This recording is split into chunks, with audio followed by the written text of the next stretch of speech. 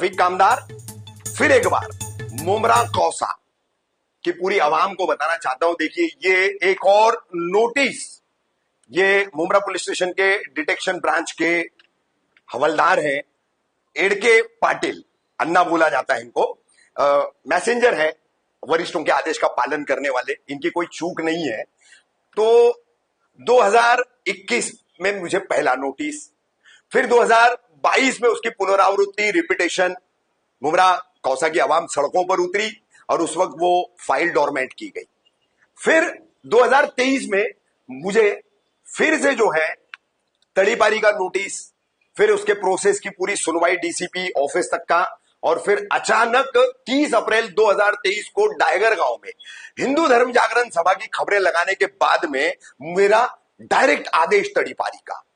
2023 में मई महीने में 25 मई को मैं मुमरा से बाहर गया।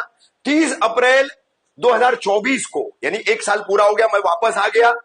और उसके बाद मैंने विशालगढ़ मस्जिद दरगाह पर जो हमला हुआ उसके लिए ह्यूमन चैन का कॉल दिया, उसकी एक केस बनाई गई मुझ पर। फिर 15 अगस्त 2024 को बाबा रामगिरी ने आका नबी करीम सल्लल्लाहु ताला अलैहि वसल्लम की शान में जो गुस्ताखी की, उसमें मुमरा पुलिस मामला दर्ज नहीं कर रही थी, तो मैंने अवाम को एक कॉल दिया और उसमें भी एक एफआईआर मेरे खिलाफ दर्ज किया गया। फिर गौहर शाही का फितना जो दीन इस्लाम को नुकसान पहुंचा रहा है, मुसलमानों को वलगरा रहा है, और शकील बिन हनीफ का फितना, इन पर लगातार खबरें दिखाई गई। तो मिलीजुली ताकतें जो है मेरे पीछे लगी हुई है और पुलिस जो है इनके साथ पूरी तरह से सांठगांठ कर रही है।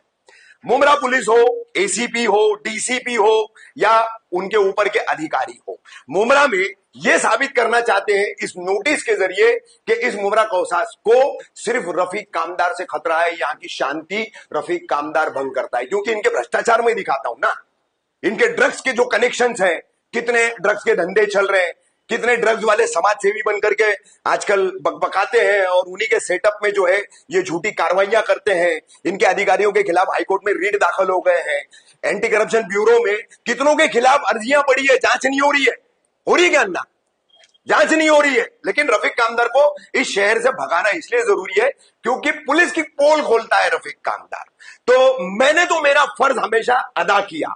अब ये एक और नोटिस जो है थाने पुलिस, मुमरा पुलिस मुझे दे रही है, डीसीपी जोन 1 सुभाष बुरसे और कलवा डिवीजन एसीपी उत्तम कोलेकर मुझे दे रहे। इसका प्रोसेस मुझे पूरा करना होगा और प्रोसेस पूरा होने के बाद मैं अभी से बताता हूं, ऑर्डर मेरे खिलाफ जाएगा, मुझे शहर से बाहर जाना होगा।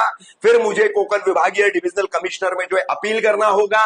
वहां पर जो है जल्दी मैटर की सुनवाई होती नहीं, कई महीने वहां काटने के बाद फिर हाईकोर्ट जाना होगा, क्योंकि वहां पर भी मुझे इंसाफ मिलने वाला नहीं। पिछली बार का मेरा अनुभव है और उसके पहले का भी अनुभव है। 2012 में मेरा पहला तड़ीपार हुआ था, जब मैं दिनमान टाइम्स नाम का मेरा अखबार निकाला करता था और साप्ताहिक बुलंद उजाला हिंदी अखबार निकाला करता था। तो ये मेरी लड़ाई जो है 2012 से चल रही है और ये अब तक जारी है। और शहर को खतरा सिर्फ मुझसे है, ये पूरी तरीके से थाने पुलिस, उनका जोन 1, उनका कलवा डिवीजन और मुमरा पुलिस ये साबित करना चाहते हैं कि रफीक कामदार डेंजरस फॉर द सिटी। अब आपको तय करना है, आवाम को, मुमरा कौसा की तमाम आवाम को तय करना है इस शहर के लिए घातक कौन है। मुमरा पुलिस का भ्रष्टाचार घातक है, मुमरा पुलिस का जो है मनमाना बेबंद शाही जिसे मराठी में बोलते हैं, उस तरीके का कारोबार जो है, कामकाज जो है वो घातक है, या हर मजलूम के लिए, हर पीड़ित के लिए और गलत के खिलाफ आवाज उठाने वाला रफीक कामदार घातक है।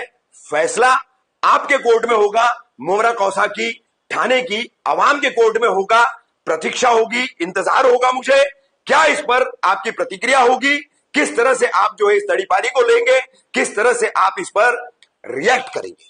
ये देखिए, मैं साइन कर रहा हूं नोटिस रिसीविंग पर, जो एसीपी कलवा डिवीजन से मुझे आई है, जो हवलदार अन्ना एड़के लेकर आए हैं, उसको मैं साइन कर रहा हूं।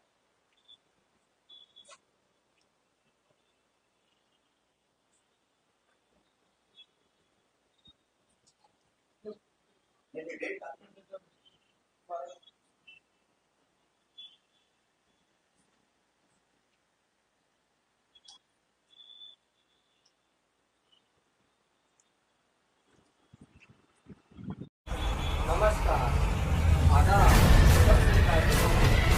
मेरा नाम है आरिफ जमील और आप देख रहे हो ऑल इंडिया रियल न्यूज और आप देख रहे हो ब्रेकिंग न्यूज फटाफट।